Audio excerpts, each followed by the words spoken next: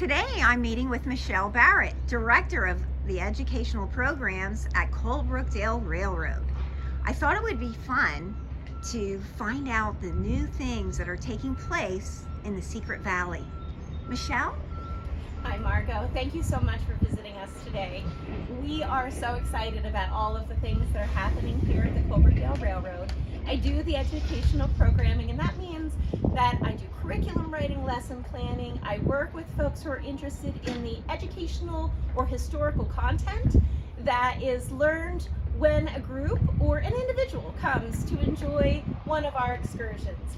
So in the very earliest days of working for the Colebrookdale Railroad, Nathaniel Guest brought me on, and one of the earliest conversations he said was that he really hopes when folks step off of Philadelphia Avenue in Boyertown or off of King Street in Pottstown, that they actually step back in time and have a true immersive experience with the living history that we're presenting to you. So that means that we've got a lot of research and actually a lot of work, hard work with elbow grease and with the academic components, to really bring to you everything that you experience. It might seem leisurely and casual, as if there wasn't a lot of background that went into it, but trust me, there is. One of those things that we're really very excited about is a future project that's coming. This Lynnewood train car is a historic Pullman coach. It came to us from a beautiful small community in Canada. They had purchased this train car and were preserving this train car for their own purposes for hospitality. And after a period of time, they weren't able to bring that to the full fruition that they had hoped. And they got in touch with us and they asked us if we thought this would be a good home for the Lynnewood coach. What's fascinating about this train car is that the Widener family, who owned Lynnewood Hall, a now abandoned but massive estate in the greater Philadelphia region, was a home built for families that today might be described as robber barons, the wealthiest, the elite of the Edwardian period. And those folks, in building all that they built, were also involved in purchasing and expanding track line and industry and different businesses. And so it was family wealth built of the American dream, but then extended from one generation to another. They were the family that had passengers on the Titanic, and they lost one of their golden boy sons on the tragic Titanic story.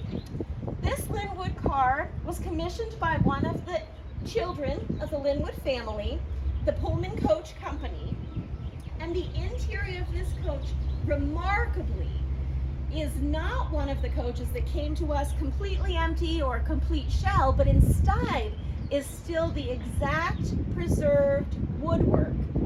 Now it has been cleaned and the finish has been removed, but the actual quarter sawn oak, the detailed maple and cherry woodwork that was there the day the Wideners took this out of the yard from their custom commissioned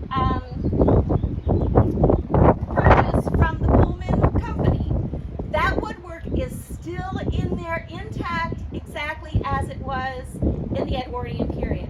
So we are very quickly working to enclose this, clean it up for safety and security on the outside, to bring it up to the standard that it would have been. And then the work will continue on the inside. This coach was actually what would have been considered a mansion on rails. And so while you've experienced the opulence of the Edwardian period in our other passenger coaches that accommodate 24 to 50 people, this passenger coach is actually designed to only accommodate the specific family and would have served them specifically. So again, the elite of the elite, the top of the top. And we're happy to add this as another level of service to the Colebrookdale Railroad. How exciting. I can't wait to see the full renovation. It will take some time, and all of the hard work that's gone into this, the support of the community that really loves what we're doing here, but we are really excited to make it its home and bring it back to its real life. Impressive. Thank you so much, Michele. Sure, thank you, Margot.